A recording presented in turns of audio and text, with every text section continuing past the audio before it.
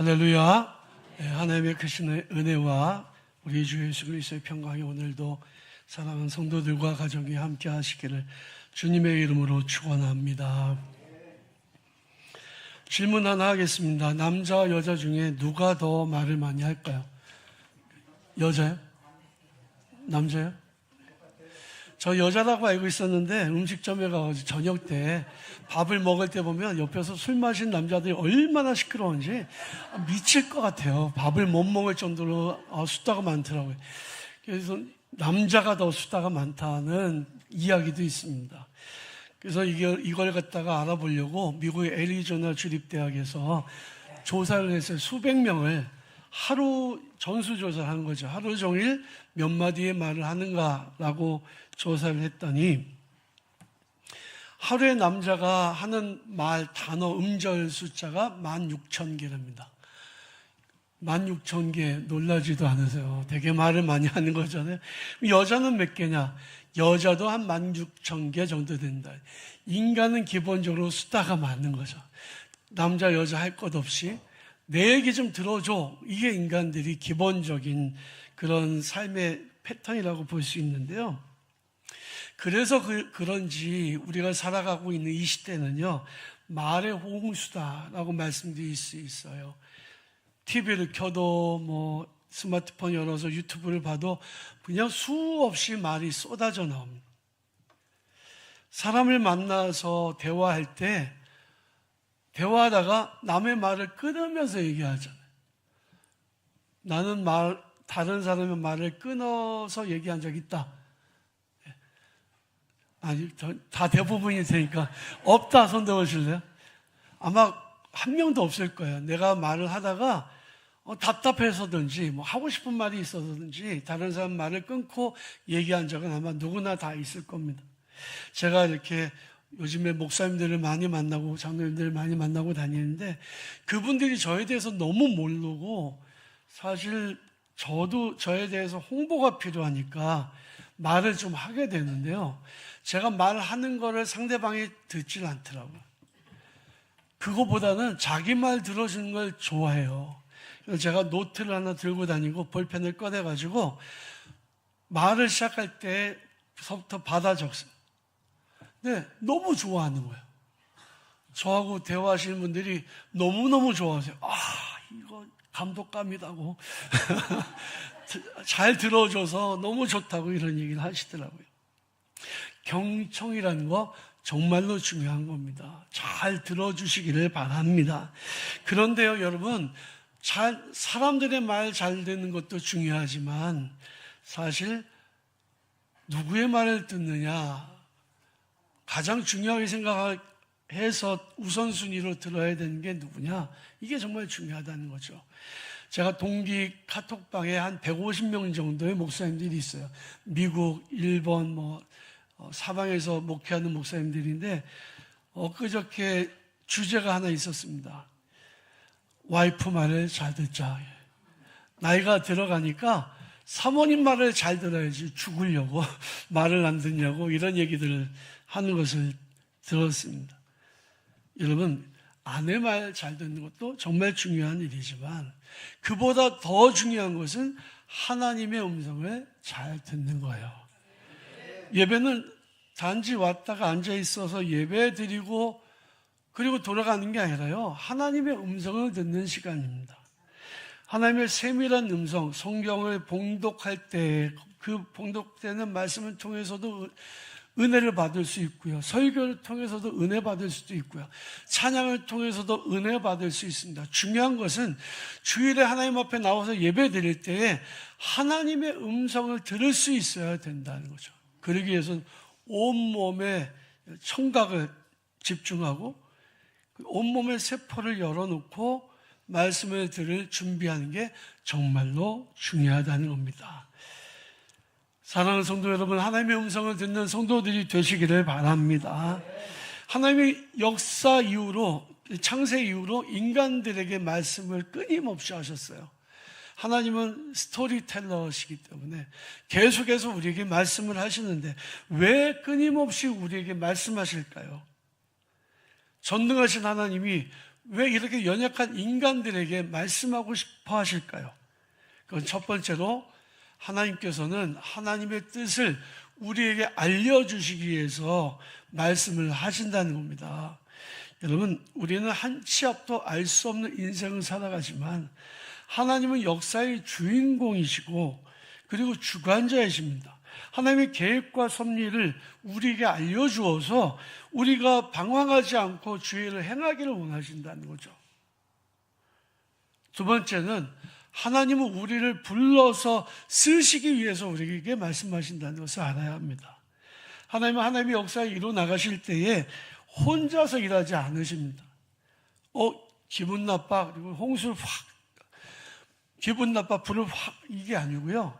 하나님께서는 그 시대에 아무리 망해가는 시대라고 하여도 하나님이 왜 이런 일을 행하시는지, 앞으로 어떤 일을 행하실 것인지 그것을 우리에게 말씀하시는데, 이유가 뭐냐면 우리를, 하나님의 사람들을 파트너로 불러서 코워커로, 동역자로 사용하시기 위함이라는 거죠. 성경 역사를 보십시오.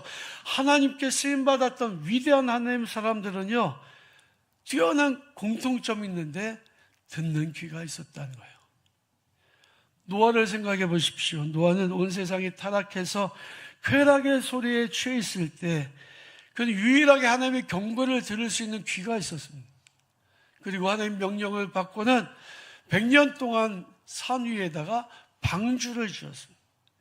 사무엘은 어린 시절에 성전에서 잠을 자다가 하나님의 음성을 들었는데, 성경은 그때가 하나님의 음성이 희귀하던 시대였다. 그런데 사무엘은 그것이 하나님의 음성인 줄 알고 하나님의 음성을 들었습니다. 주의 종이 듣겠습니다. 그리고 그는 시대의 아픔을 깨닫고 자기의 사명을 인식하고 나라를 바르게 세웠습니다. 다윗은 서울왕의 끊임없는 추격 속에서도, 전쟁의 위기 속에서도 자기의 지략을 의지하지 않고 하나님의 음성에 귀를 기울였습니다. 그리고 하나님께 묻고 나아가서 승리했습니다. 하나님 어떻게 할까요? 기도했습니다. 여러분, 기도할 때 하나님 우리에게 지혜를 주시는 것을 믿으시기를 바랍니다. 제가 그 목사님들이 요즘에 저를 만날 때 그런 얘기 하더라고요. 옛날에 10년도 넘게 전에 최 목사가 커피 한다고 했을 때, 목사가 커피를 왜 하냐, 목회나 하지, 이랬다고. 그래서 속으로는 좀 비웃었던 것 같아요. 근데 지금 보니까 그게 이 시대에 맞는 새로운 목회의 길이었구나, 이걸 사실을 깨닫게 됐다, 그런 얘기 하더라고요. 어느 목사님이 전도를 100명 전도를 하냐고요. 어느 목사님이 지역사회에서 이렇게 영향력을 갖고 있냐고요. 이제 와서 깨닫는데, 아직도 대부분의 목사님들이 저한테 얘기하기를, 최 목사님은 커피 컷자도 꺼내지 말라고, 커피하는 목사 별로 좋아하지 않는다고, 이런 얘기를 사람들이 하더라고요. 근데 제가 커피를 하게 됐던 이유는, 제가 새벽에 기도하다가 하나님 저한테 커피라고 하는 감동을 주셔서, 그래서 제가 시작을 하게 되었던 거거든요. 사실 우리가 인생의 가장 중요한 그런 선택의 기로에 있을 때에, 위기 가운데 있을 때에 주님 앞에 나와서 기도한다는 것은 정말로 중요한 일입니다. 언젠가 말씀드렸지만 모나미 153 볼펜도 그 사업에 실패했던 그 사장이 새벽기도 하다가 눈앞에 153이라고 하는 글자가 환상처럼 떠오르는 걸 보면서 그 볼펜의 이름을 153이라고 했다는 거 아닙니까? 하나님은 우리가 정말 어떻게 살아가야 될지 모를 때에 어떤 방법이라도 하나님의 뜻을 우리에게 계시해 주시고 말씀해 주셔서 우리로 하여금 승리하는 삶을 살아가게 도와주시는 분이신 것을 믿으시기를 바랍니다. 그러면서 신앙의 여정이라는 것은 하나님의 음성을 듣는 것에서부터 시작해요. 우리는 너무 그냥 기도도 내 얘기만 다 하고 하나님의 음성 듣지 않고 그냥 내 마음대로 다 해버리지 않습니까? 그거는 신앙생활 잘하는 게 아니에요. 무엇보다도 중요한 것은 잠잠히 고요하게 주의 뜻을 구하는 겁니다. 그리고 그 다음에 순종하는 거죠. 듣고도 행하지 않으면 울리는 꽹과리 같습니다. 여러분들 기도할 때예요. 기도하는데 어느 순간에 갑자기 설교 중에 내 의문이 해결되는 경우도 있습니다. 어거스틴이라고 하는 정말 위대한 신앙인은요, 고민하고 있을 때 바깥에서 들려지는 찬송 소리를 통해서 하나님의 뜻을 깨닫게 되었습니다. 어떤 방법으로 하나님 말씀하실지 몰라요. 그러니 주의 뜻을 구하고 주의 음성을 사모하는 것은 정말로 중요한 일입니다. 그리고 주님의 뜻에 순종하는 것이 정말 중요하죠. 예수께서 겟세마네 동산에서 기도하실 때 이렇게 기도했습니다. 하나님, 이 잔을 제게서 좀 치워주십시오. 이 잔 안 마시면 안 되겠습니까? 그런데 하나님께서 아무런 말씀도 하지 않으셨어요. 예수님의 고백이 뭐였습니까? 내 뜻대로 마옵시고 아버지 뜻대로 하옵소서. 이게 믿음의 자세인 거죠. 순종의 절정입니다. 오늘 본문 말씀에 보면 요셉과 마리아라는 사람이 나오죠. 마리아는 성모라고 해서 천주교에서 굉장히 중요하게 생각을 합니다. 근데 저는 좀 억울해요. 요셉도 대단한 인물인데, 아니, 마리아를 그렇게 높일 것 같으면 높이는 거 잘한다는 얘기는 아니에요. 요셉도 칭찬 좀 많이 해주면 좋겠다, 이런 생각합니다. 마리아는요, 요셉과 정혼한 상태였습니다. 결혼을 약속했습니다. 이것은요, 결혼한 거와 마찬가지예요. 마리아는 행복한 인생, 행복한 결혼 생활을 꿈꿨겠죠. 근데 가브리엘이 마리아에게 나타나서 이렇게 말합니다. 내가 임신해서 아들을 낳을 것이다. 아니, 처녀가 임신할 거라는 얘기를 들으면 이게 말이 되는 얘기입니까? 받아들일 수 있겠어요? 그것도 정혼한 상태였습니다. 만약에 처녀가 임신을 하면요, 데려다가 돌로 쳐서 죽여도 되는 율법이 있었습니다. 위태로운 상황이에요. 두려움이 왜 없었겠습니까? 그런데 천사가 말하니까 이렇게 대답하죠. 나는 남자를 알지 못하니 어떻게 제가 임신하겠습니까? 당혹스러웠을 것입니다. 그런데 천사가 이렇게 말합니다. 대저 하나님의 모든 말씀은 능치 못할 일이 없느니라. 사랑하는 성도 여러분, 여러분들에게도 능치 못할 일이 없는 하나님의 은혜가 임하는 것을 믿으시기를 바랍니다. 이 천사의 말을 들었을 때에 마리아가 깨달아진 거예요. 아, 우리의 사촌 언니 엘리사벳도 나이가 많아서 임신하지 못한다 했는데 기적적으로 임신했다고 하는데, 와, 그러면 이 일이 가능하겠구나, 이것이 하나님의 뜻이겠구나라고 깨닫고는 저는 주의 계집종이오니 말씀대로 내게 이루어지이다라고 그렇게 믿음의 고백을 했습니다. 요셉을 생각해 보십시오. 요셉은 정말 대단한 사람이에요. 성경은 요셉을 의로운 사람이라고 말합니다. 약혼녀의 임신 소식을 들었을 때 여러분들 같으면 어떻게 반응할까요?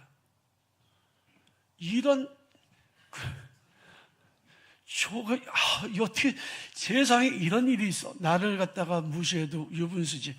도저히 봐줄 수가 없어요. 배신감에 치를 떨면서 아마 소문을 해서 그녀를 망신시킬 수도 있고 율법에 따라 죽일 수도 있었을 거예요. 하지만 요셉은 조용히 관계를 정리하려고 했습니다. 마리아를 보호해 주려고요. 그런데 꿈에 사자가 나타납니다. 그리고 이렇게 말합니다. 무서워하지 말라. 그에게 잉태된 자는 성령으로 된 것이다. 성령을 통해서 임신한 거니까 무서워하지 말라. 요셉이 꿈에서 깨나고는 즉시 마리아를 자기 집으로 데려옵니다. 그리고 보호합니다. 아기를 낳을 때까지 동침하지 않았습니다. 거룩한 가정을 이루었습니다. 요셉의 순종도 쉬운 일이 아니었습니다. 평생 사람들의 수군거림을 감수해야 됐을 것입니다. 자기의 핏줄이 아닌 성령으로 잉태한 그 예수님을 육신의 아버지가 돼서 돌봐야만 했습니다. 자기의 권리까지 포기하고 요셉은 예수님의 육신의 아버지가 되는 길을 선택했습니다. 성탄은요, 이렇게 들음과 순종의 계절이에요. 사랑하는 성도 여러분, 우리가 하나님의 음성을 듣고 순종하려면 정말 주의 말씀에 집중해야 됩니다. 그런데 하나님의 음성을 듣고 순종한다면 어떻게 될까요? 우리의 운명이 달라지게 됩니다. 죄의 신분에서 의의 자녀로 신분이 변화되게 되고요. 우리 인생의 목표가 아주 분명하고 선명해집니다. 막연한 삶이 아니라 사명자의 삶을 살게 되는 거죠. 그리고 가치 있는 열매를 맺게 됩니다. 우리가 인생을 살아가면서 겨우 나 하나 잘 먹고 잘 사는 게 인생의 목표면 되겠습니까? 주님을 위해서 어떻게든지 사명을 감당해야 되겠다고 하는 이런 사명감에 불타야 되지 않겠습니까? 세상을 변화시키는 거룩한 영향력을 끼칠 수 있어야 되지 않겠습니까? 그렇다면 어떻게 해야 이 소란한 세상에서 하나님의 음성을 들을 수 있을까요? 첫 번째는 삶의 주파수를 하나님께 맞춰야 됩니다. 그냥 앉으면, 소파에 앉으면 TV 켜고, 그러면 채널 맞추고, 유튜브 보고, 유튜브 채널 맞추고, 이게 아니고요. 하나님께 채널 맞추는 게 정말 중요하다는 거죠. 저는 제가 지난 주간에 운전을 하고 다니면서, 워낙 많은 사람을 만나야 되니까, 다니면서, 이번 주간에는 내가 어떻게 살까라고 기도를 했는데, 제가 유튜브를 딱 틀었는데 성경이 딱 뜨더라고요. 요즘에 너무 잘 돼 있어요. 창세기부터 요한계시록까지 성경이 다 유튜브로 돼 있어요. 사진 한번 띄워주세요. 사진이요. 네, 저런 식으로 돼 있어요. 그러니까 제가 지난 주간에 성경을 히브리서를 읽었고요. 뭐 읽은 게 아니라 들었습니다.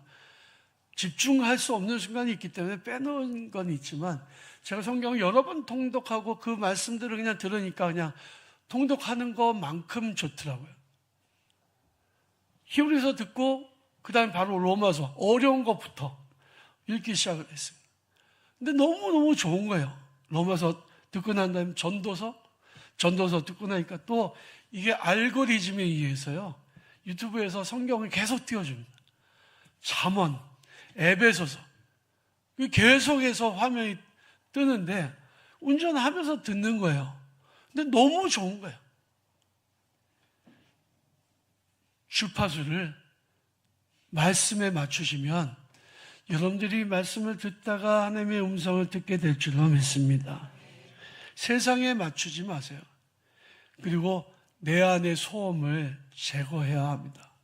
막 누가 떠드는데 거기서 음악 감상이 되나요? 안 되죠.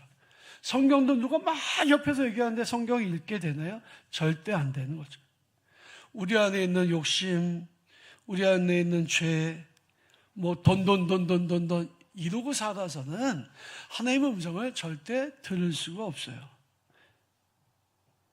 저는 저에게 가장 좋은 시간이 언제냐면 새벽 기도 시간이에요. 새벽에 주님 앞에 나와서 기도하는 이 가장 조용한 시간, 사람을 만나기도 전이고 무슨 일을 하기도 전인데요. 그 새벽에 기도하면 정말로 기도가 잘 되고요.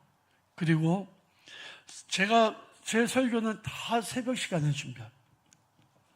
새벽 시간에 준비하면 설교가 얼마나 준비가 잘 되는지 몰라요. 그만큼 영혼이 깨끗하고 또 하나님의 음성을 듣기에 가장 좋은 시간이기 때문에 그렇죠. 여러분 새벽 기도에 한번 도전해 보시면 좋겠습니다. 기도란 하나님과의 대화하는 시간이고요. 성경은 하나님의 말씀을 듣는 시간이죠.